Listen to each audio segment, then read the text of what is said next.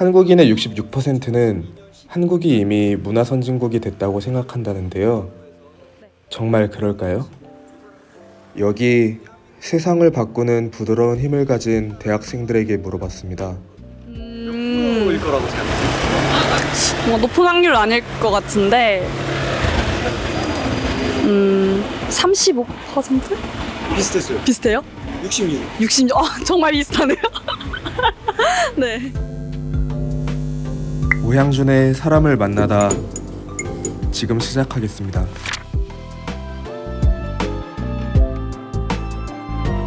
안녕하세요. 저는 숙명여대 환경디자인과 재학 중인 주예성입니다.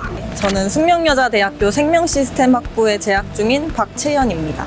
저는 숙명여자대학교 교육학부 재학 중인 이가람입니다. 김예린입니다. 김승연입니다. 숙명여자대학교 영어영문학부에 재학 중인 Y라고 합니다. 네, 저는 미국이 선진국이라고 생각합니다. 미국인 것 같습니다. 책이든 영화든 어떤 것이든 한번 미국에서 히트를 하면 전 세계적으로 그 영향력이 알려지고 좀 큰 나라기도 하고 경제를 잘 잡고 있는 나라인 것 같아서 미국이라고 생각했습니다. 저는 아무래도 미국이 가장 선진국이 아닌가 싶습니다. 개인적으로 미국에서 많은 문화가 시작이 됐다고 생각을 하고 그런 오리지널이라는 면에서 미국이 선진국이라고 생각을 합니다.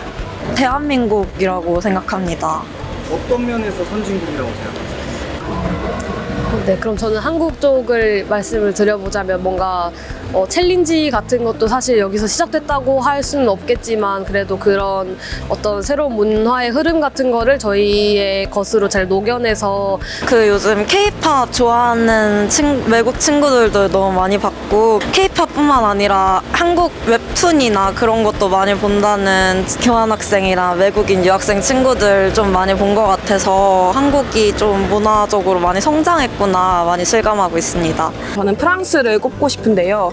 왜냐하면 프랑스 특히 문학 같은 경우가 되게 많이 철학이나 다른 분야에도 영향을 많이 줬다고 생각을 해요. 그래서 뭐 알베르 카미나 아니면 뭐 사르트르 같은 그런 프랑스 문학 작품이 되게 인상 깊어서 프랑스 문화가 많이 그런 부분이 독특하지 않나라고 생각을 합니다. 저는 개인적으로 일본의 문화가 우수하다고 생각을 하는 편인데 일본 여행을 실제로 가보니까 시민들 에티켓이나 아니면 생활양식 같은 것들이 굉장히 정제되어 있고 그리고 사람들이 시민의식도 많이 높다라고 느꼈던 것 같아요. 거리도 깨끗했고 그리고 교통시설을 사용할 때도 굉장히 불편함이 없었던 걸로 기억을 합니다. 그리고 또 교토 같은 곳들 가면은 전통을 되게 잘 간직하고 있잖아요.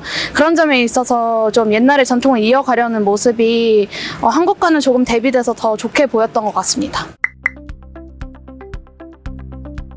요즘은 좀 K-팝이나 또 한국 영화들도 많이 유명해지고 있기 때문에 그래도 10위 안에는 들지 않을까요? 한 3등? 저는 5위에서 6위 정도?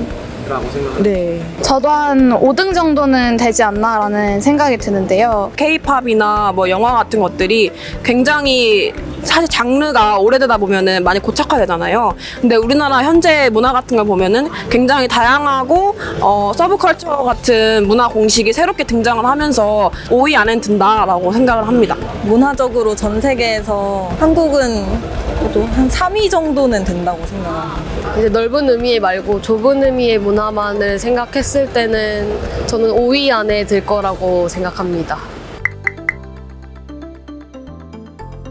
현재 우리나라가 사회적으로 굉장히 대립되는 부분이 많다고 생각을 해요. 그래서 성별적으로든 아니면은 뭐 인종적으로든 좀 차이나 다양성을 받아들이지 못하는 그런 게 크다고 생각을 해서 그런 부분에 대해 극복을 한다면 좀 더 문화 선진국이 될 수 있지 않을까 싶습니다. 좀 청소년 학업에 대한 부분에서 조금 발전이 좀 더디다 생각을 해서 한국 전통 고유한 문화를 되살리는 것도 중요하다고 생각을 합니다. 높은 수준으로 올라갈 수 있으려면 아무래도 사람들이 일단 잘 즐길 수 있는 환경을 만들어주는 게 중요하다 생각해서 관련된 지원도 당연히 필요할 것이고, 하지만 이제 지원만 있다고 해서 된다고 생각하지는 않고요. 표현하는 데 있어서 어떤 것이 우리가 통용되어야 하는 선인가, 그리고 어떤 것을 우리가 지켜야 하고 어떤 것을 문화로 볼 것인가에 대한 합의가 많이 이루어져야 한다고 생각합니다. 저는 우선은 언제나 주류와 비주류가 있을 수밖에 없다고 생각을 하지만, 주류는 이미 많은 내용들이 나왔다고 생각을 하기 때문에 비주류나 또 다양한 여러 묻혀있던 목소리들이 많이 주제로 다뤄진다면 더 새로운 시도로 보여질 수 있지 않을까라고 생각을 합니다. 일본 문화 같은 경우 보면은 외국인들도 일본의 전통 문화를 알고 있는 경우가 많은 것 같아요. 그래도 전통 문화를 좀 더 어떻게 하면은 저 해외 사람들의 코드에 더 맞게, 그리고 또 고스란히 그 양식을 간직하면서 전달할 수 있는지에 대한 좀 고민이 필요할 것 같습니다. 와, 숙명여자대학교의 지성인들 정말 똑똑하지 않나요?